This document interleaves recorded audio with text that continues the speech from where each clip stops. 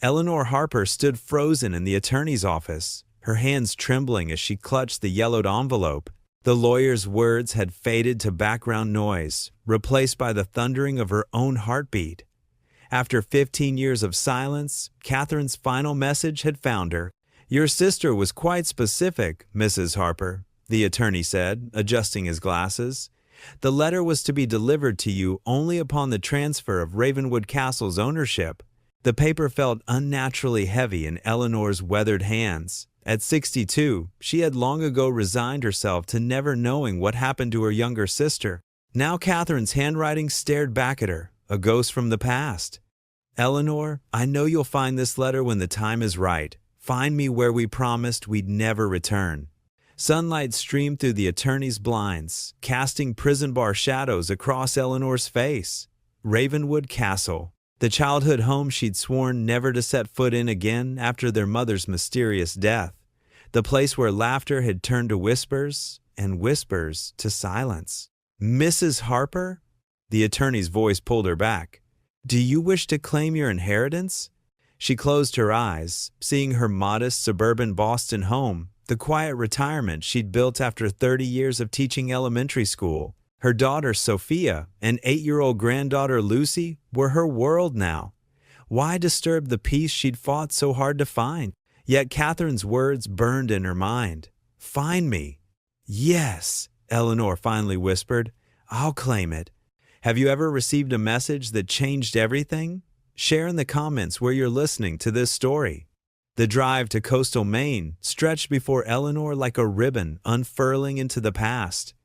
Beside her, Sophia drove while chattering excitedly about the adventure. In the backseat, Lucy was absorbed in a book about knights and castles, occasionally peppering Eleanor with questions about their own castle. "Was it beautiful, Grandma? Did you have servants? Was there a moat with alligators?" Eleanor smiled despite herself. "No alligators, sweetheart, but it was beautiful once, built from Scottish stone, shipped piece by piece across the ocean by my grandfather Frederick in 1920. The locals called it Harper's Folly." What Eleanor didn't share were the darker memories, the endless corridors that seemed to whisper when you walked alone, the strange sounds that emanated from behind locked doors, the way her mother's eyes had grown fearful in the months before her death. "Why did you leave?" Sophia asked quietly, eyes fixed on the road ahead. Eleanor watched pine trees blur past the window. "Your Aunt Catherine and I made a promise after your grandmother died. We'd never go back. We were just teenagers. We thought we could outrun the past."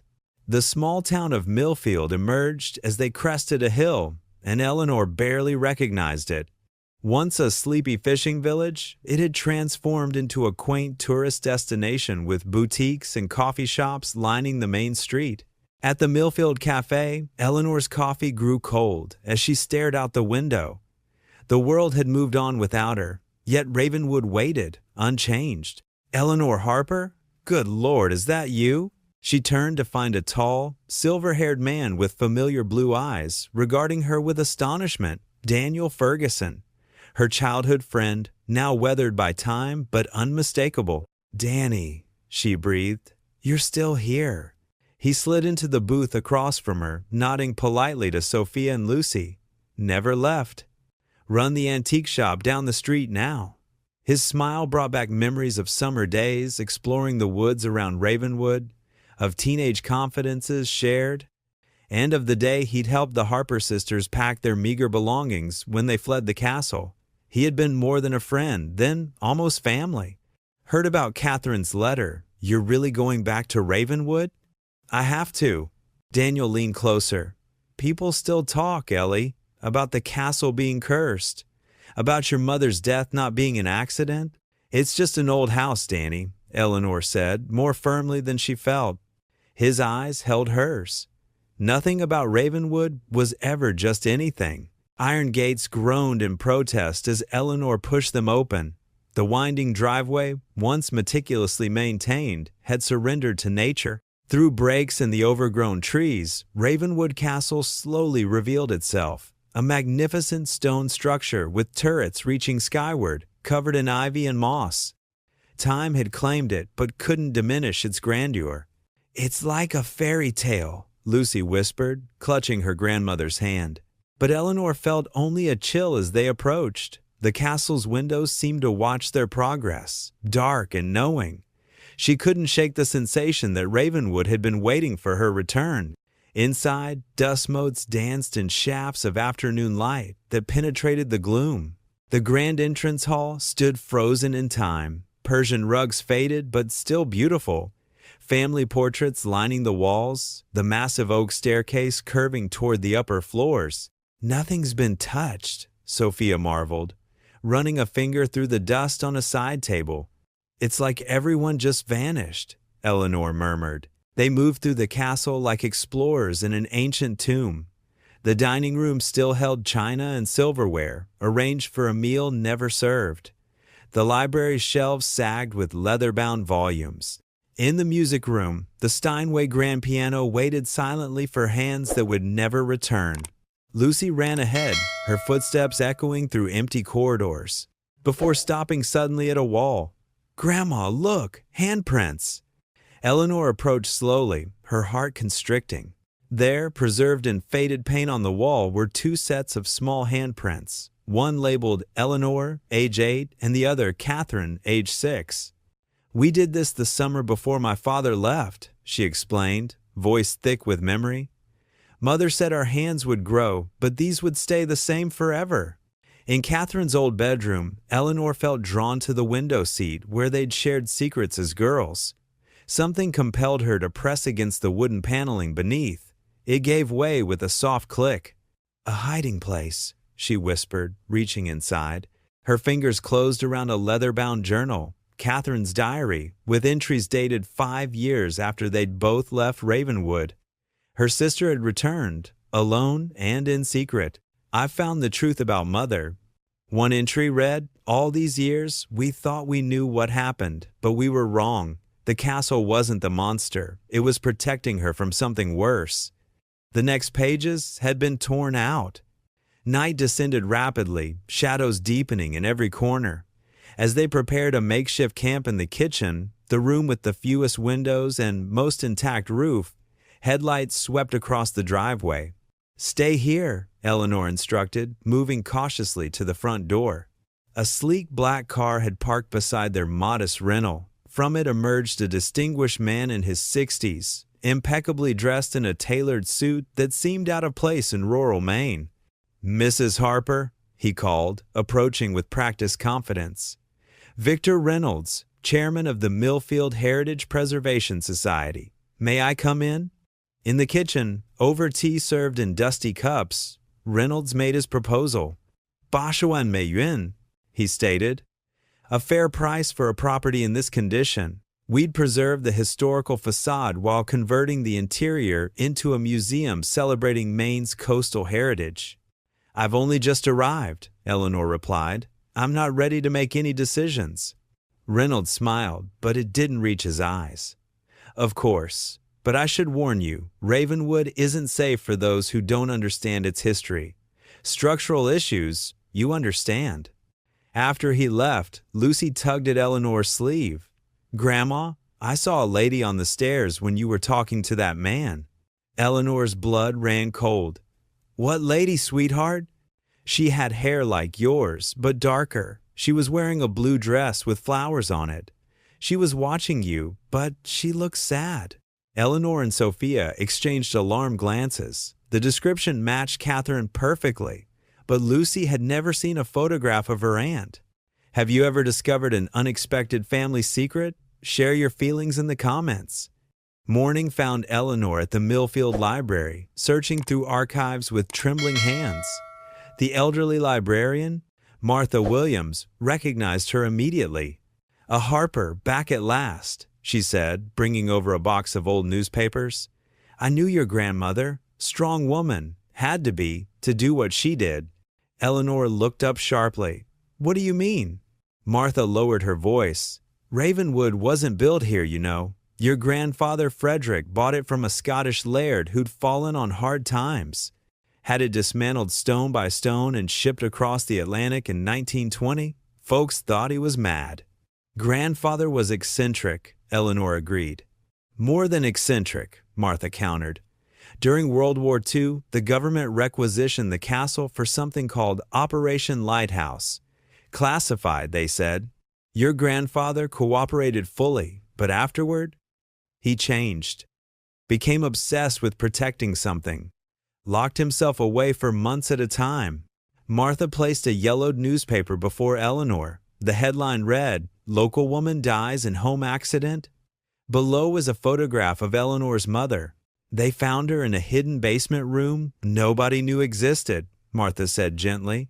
Officials ruled it accidental, but rumors spread. Something about valuable items gone missing. Eleanor's hands shook as she read the article. The official story, that her mother had fallen downstairs while exploring, had never felt right.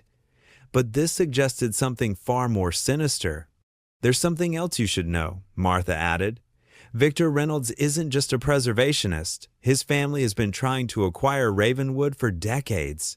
His grandfather was some kind of art dealer who worked with European collections after the war. Back at the castle, fragments of memory assailed Eleanor. Whispered conversations between her parents, her mother's increasing anxiety, the instruction to never go into the East Wing alone. She dismissed these recollections as a child's imagination, but now they felt like puzzle pieces waiting to be assembled. That night, Eleanor jerked awake to the sound of piano music drifting through the castle. Sophia and Lucy slept soundly beside her on their makeshift beds in the kitchen. Heart pounding, she followed the haunting melody to the music room. The Steinway's keys moved on their own, playing her mother's favorite nocturne. As Eleanor watched, paralyzed between fear and wonder, the music stopped abruptly. On the piano bench lay a folded piece of paper. In Catherine's handwriting, "Find the hidden room behind the North Star." Eleanor pressed a hand to her mouth, stifling a sob. The North Star, their childhood code. They'd named the stars painted on the library ceiling, and the North Star was the central one, the one that never moved. The next morning, Daniel arrived bearing a wooden box. Found this at an estate sale years ago. Never opened it, but the Harper crest is on the lock. Thought you should have it. Inside, nestled in velvet, lay an antique brass compass. Engraved on its face, "To find your way home, follow the North Star." Unlike an ordinary compass, the needle didn't point north. It seemed drawn toward the castle itself. As Eleanor and Daniel examined the compass, a scream echoed from upstairs. They raced up to find Sophia and Lucy standing horrified in Catherine's bedroom. The room had been ransacked, books torn from shelves, mattress slashed open. On the mirror, written in what looked horribly like dried blood, "Leave while you still can." Reynolds? Daniel growled, "Has to be. He's notorious in collector circles, suspected of involvement in several thefts of historical artifacts. If Catherine found something valuable..." Eleanor clutched the compass tighter. "We need to check the library. Now."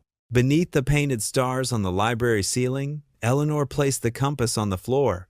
As if drawn by magnetic force, the needle spun until pointing directly at a particular stone in the wall.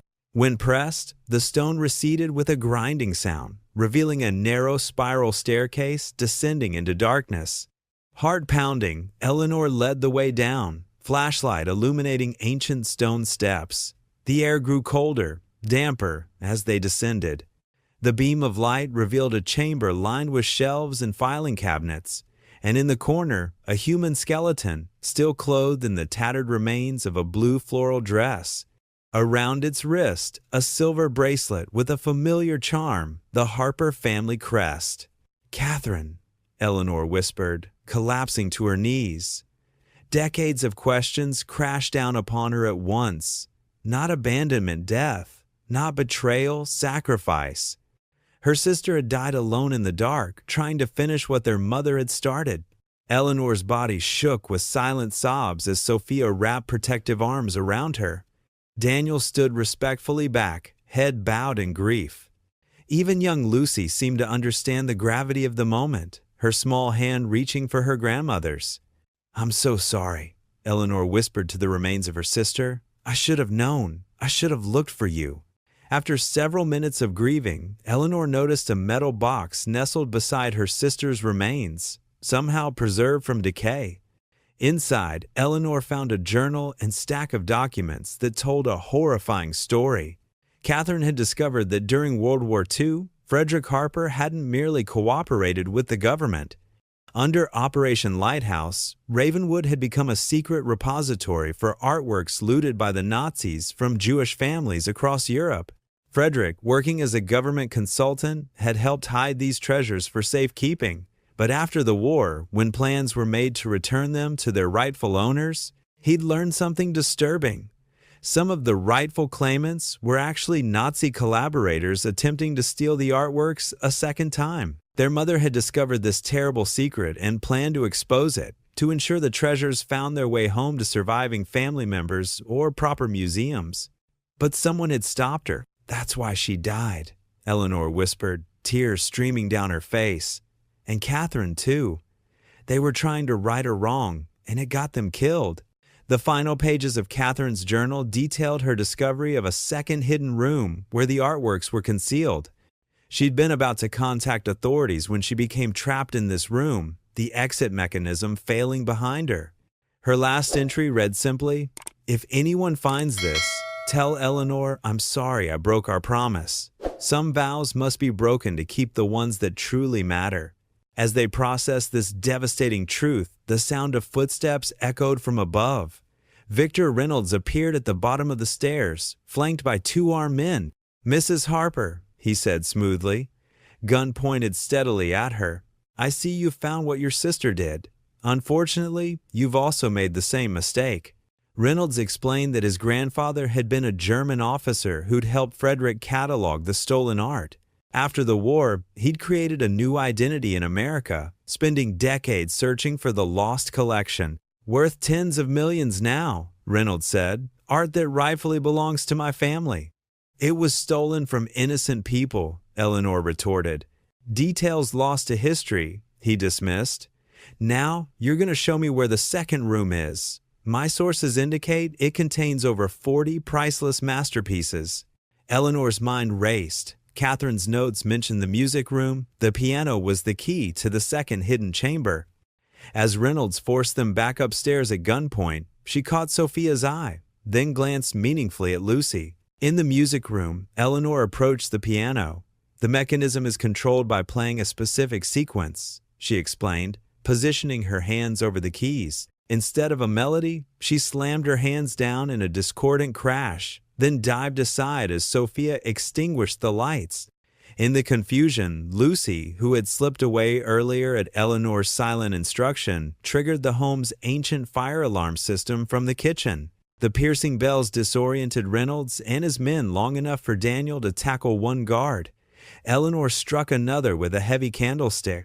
As sirens wailed in the distance, Daniel had called the police before entering the hidden room. Reynolds made a desperate break for the piano. "It's here! I know it's here!" he shouted, pressing keys frantically. A haunting melody emerged, the same nocturne Eleanor's mother had loved.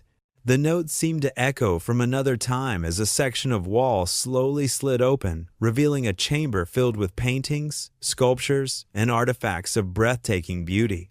Gold frames gleamed even in the dim light, masterpieces stacked carefully against each wall. Reynolds stepped toward the opening, mesmerized by the treasure within. "Magnificent," he breathed, his gun lowering slightly as he reached toward a small Monet landscape. That moment of distraction was all Eleanor needed. Her fingers found the hidden panel beneath the piano bench, the one Catherine had described in her final notes. With grim determination, she pressed it firmly. "This ends now," she declared as the wall began sliding shut. Reynolds spun around, eyes wild with panic, lunging toward the closing gap. Too late. The wall sealed with a decisive thud, muffling his furious pounding from the other side. As if on cue, police sirens wailed outside, growing louder as officers stormed the castle grounds. This story has taken an emotional turn. Subscribe to our channel for more powerful stories like this one. 1 year later, Eleanor stood in the restored Grand Hall of Ravenwood Castle, now transformed into the Catherine Harper Center for Art Repatriation. Sunlight streamed through clean windows, illuminating the space where experts worked to document and trace the provenance of each recovered artwork. The collection, valued at over $45 million, included masterpieces by Monet, Klimt, and Picasso, along with countless smaller treasures. More importantly, it contained meticulous records of the original owners. Mrs. Rosenberg is arriving today, a young curator informed Eleanor. She's 92 now, the last surviving member of her family. When the elderly woman entered, supported by a nurse, Eleanor felt the weight of history in the room. Mrs. Rosenberg's eyes filled with tears as she beheld the family portrait that had hung in her Vienna home until 1938, when she was just 9 years old. "I never thought I would see it again," she whispered, reaching out with trembling fingers. "My mother's smile, just as I remembered." In that moment, Eleanor understood that while she couldn't change the past, couldn't save her mother or sister, she could help heal wounds that had festered for generations. Eleanor had moved permanently into Ravenwood with Sophia and Lucy. The East Wing had been converted into their living quarters, while the rest served as museum and research center. The hidden rooms were now open to the public, telling the story of art theft during wartime and the long journey toward justice. Each morning, Eleanor woke to sunlight streaming through restored windows, no longer feeling like an intruder in her childhood home. She planted a garden in the inner courtyard, roses for her mother, lilies for Catherine, and wildflowers that Lucy helped select. Sophia had discovered a talent for art restoration and now headed the center's conservation team. Life had come full circle, healing old wounds with each passing season. Occasionally, visitors would ask if the castle was haunted. Eleanor would simply smile and say, "Every old house keeps its secrets. The good ones protect those who respect them." One evening, alone in the music room, Eleanor sat at the restored Steinway, playing her mother's favorite nocturne. As the final notes faded, a warm presence seemed to envelop her, not frightening, but comforting. Whether imagination or something more, she felt Catherine and her mother with her, at peace at last. Lucy found her there, smiling through tears. "Are you talking to Great-Aunt Catherine and Great-Grandma?" the child asked matter-of-factly. "In a way," Eleanor admitted. "How did you know?" Lucy shrugged. "They told me they're happy now. They said you found your way home." In the main gallery hung just one painting that would never be returned, a family portrait painted by Frederick Harper himself. On its back, discovered during restoration, were words written in his hand, "For the Harper who finds their way home." Eleanor had spent her whole life running from Ravenwood, only to discover that returning was the only way forward. At 62, she'd found not just a house, but a purpose, not just closure, but a new beginning. Some treasures, she learned, were meant to be found only when you were ready to understand their true value.